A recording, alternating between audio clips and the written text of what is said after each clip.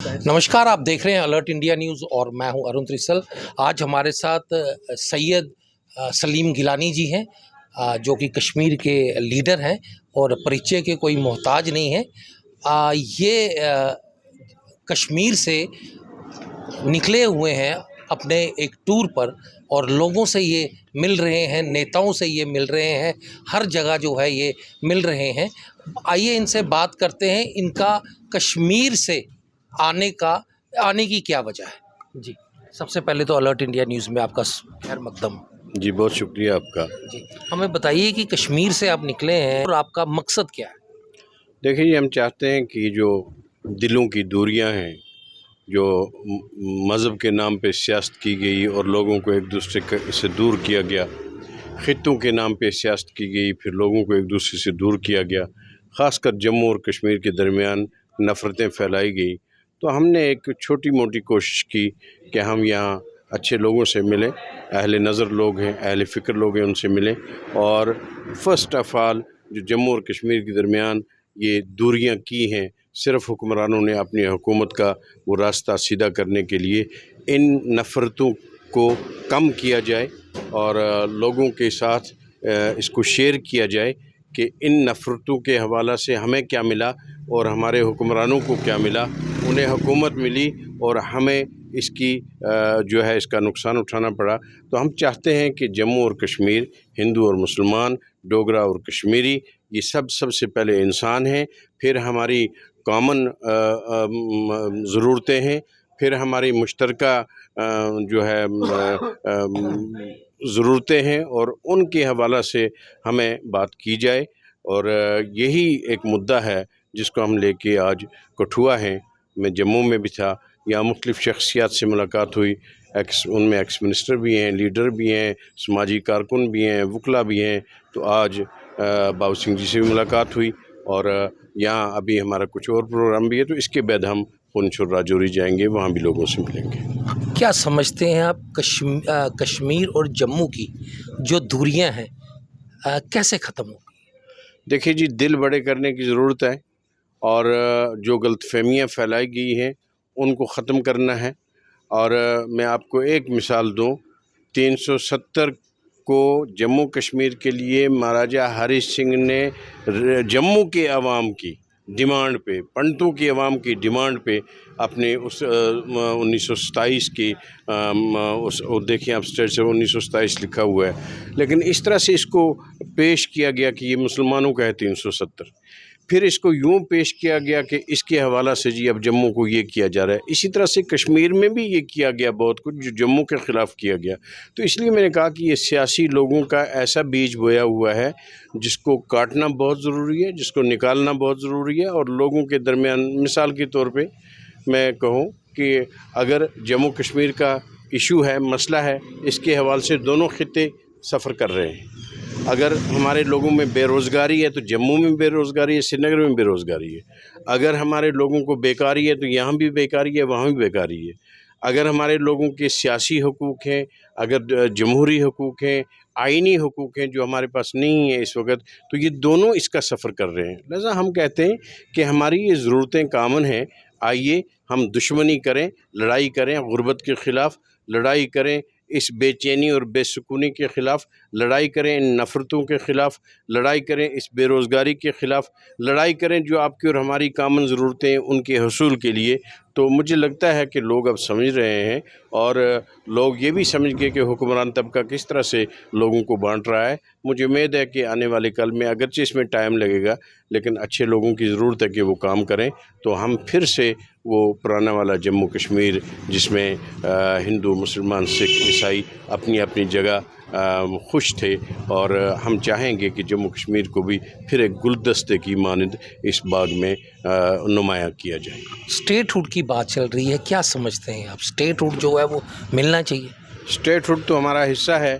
इस रियासत की तारीख़ी जो शनाख्त है, इस रियासत की तारीख़ी जो उम्र है, वो तो हिंदुस्तान पाकिस्तान से भी बड़ी है।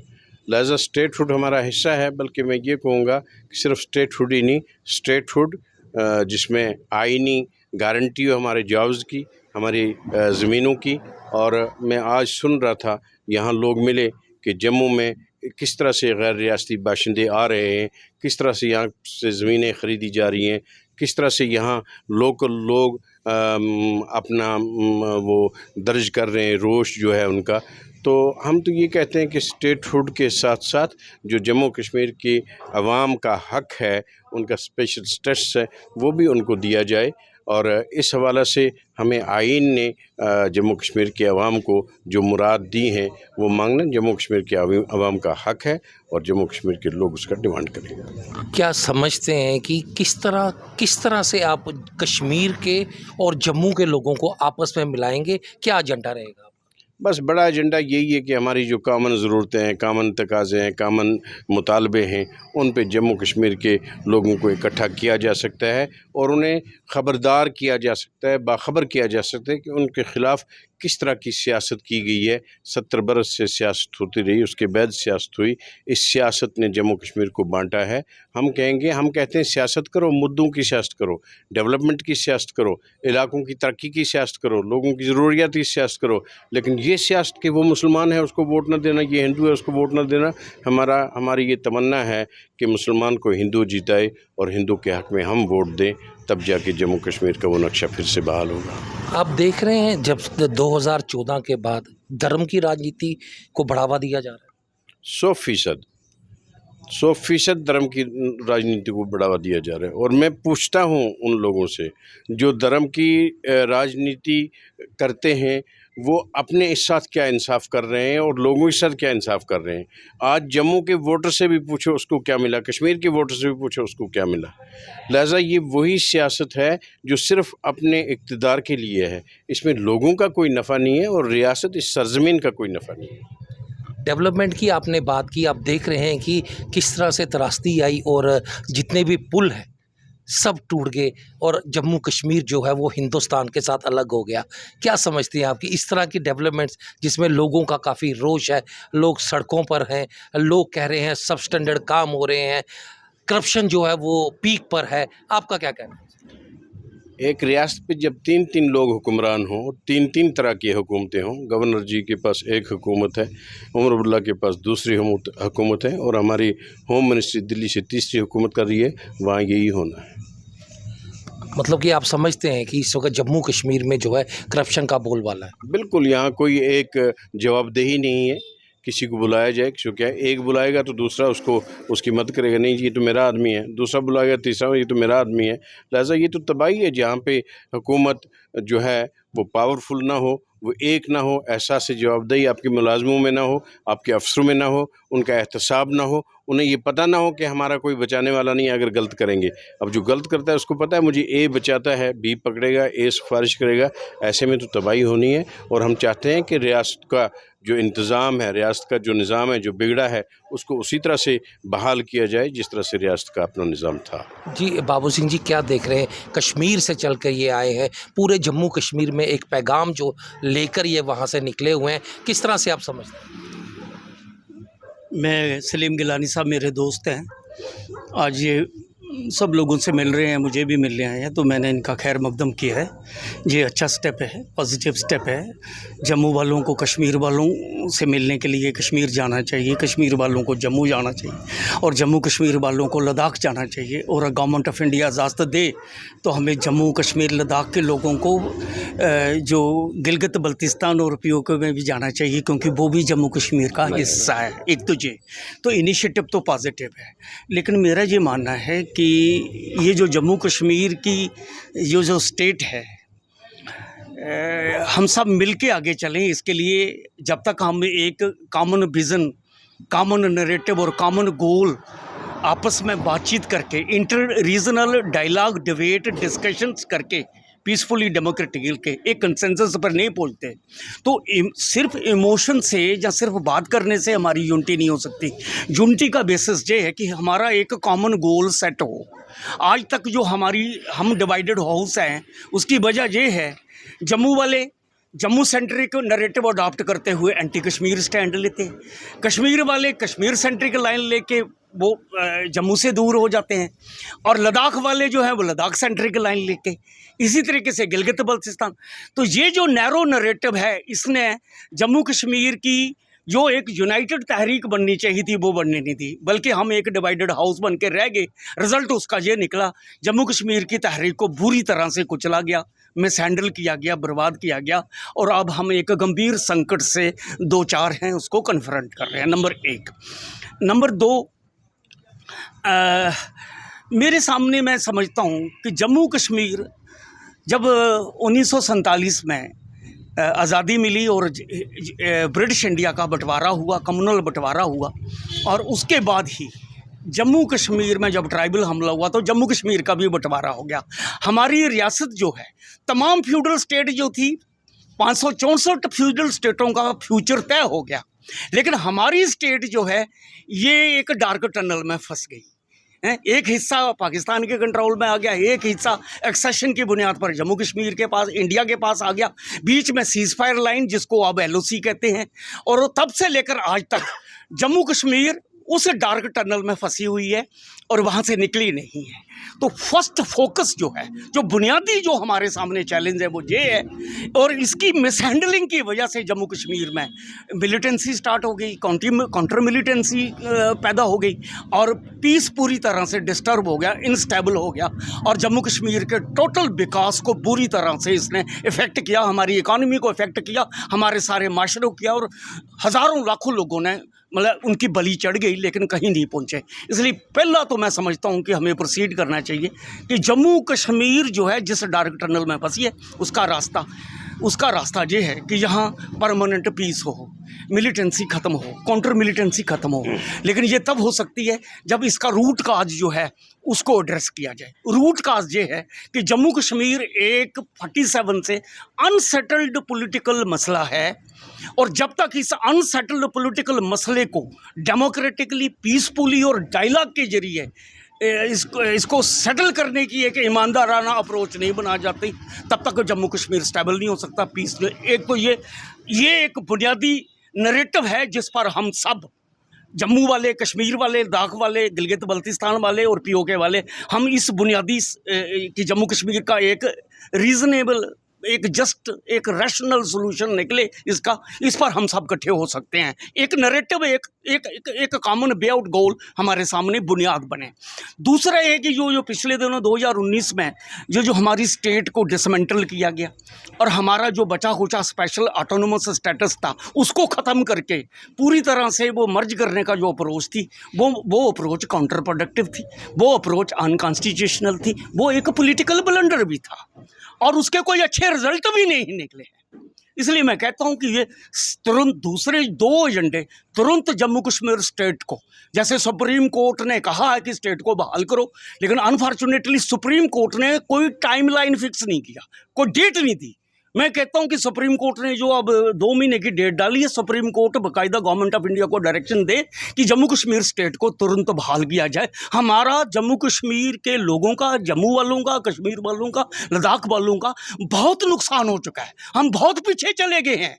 जहाँ कोई सिस्टम नहीं है, बिल्कुल ठीक है रे गिलानी साहब, जहाँ तो एक कोहेसिव और एक जो कोऑर्डिनेटेड गवर्नमेंट नहीं है, कई सेंटर हैं गवर्नमेंट के, 8-5 है, अनारकी है एक टाइप की, और एक ब्यूरोक्रेटिक सेटअप बन गया है इसमें, और लोग, पीपल आर सफरिंग, कोई सुनवाई नहीं है, कोई पूछता नहीं है। तो इसलिए एक तो ये, और दूसरा ये है जो स्पेशल स्टेटस है, मैं समझता हूँ कि वो स्पेशल स्टेटस किसी ने हमें खुराक नहीं दी थी, वो जम्मू कश्मीर की जो स्पेशल कंडीशनें थी उन कंडीशनों से मिला है।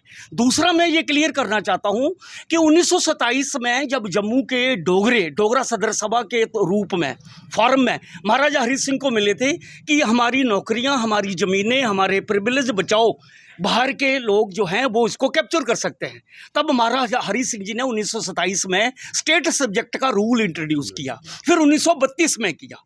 ये जो 370 है, ये 370 जब 1947 में महाराजा हरि सिंह ने इंस्ट्रूमेंट एक्सेशन किया गवर्नमेंट ऑफ इंडिया से, वो कंडीशनल था जिसमें डिफेंस, फॉरेन अफेयर्स और कम्युनिकेशन जो है वो गवर्नमेंट ऑफ इंडिया को हैंड ओवर की गई, और जम्मू कश्मीर का इंडिया से एक फेडरल रिलेशन कायम हुआ। ठीक है, उसी को डॉक्टर करण सिंह जहाँ जब रीजेंट थे तो उन्होंने गवर्नमेंट ऑफ इंडिया को और कॉन्स्टिट्यूंट असेंबली जो पार्लियामेंट थी जब कॉन्स्टिट्यूशन बन रहा था, इन्होंने गवर्नमेंट ऑफ जम्मू कश्मीर की तरफ से रिक्वेस्ट करी कि जो महाराजा हरि सिंह ने इंस्ट्रूमेंट एक्सेशन किया है इंडिया से, जिसके बेसिस पे हमारा ऑटोनोमस स्पेशल स्टेटस तय हुआ है, मेहरबानी करके उसको इंडिया के कॉन्स्टिट्यूशन में कोडिफाई कर दीजिए ताकि आने वाली जनरेशन्स को कोई गलतफहमी नहीं हो। इसलिए 370 कुछ नहीं है।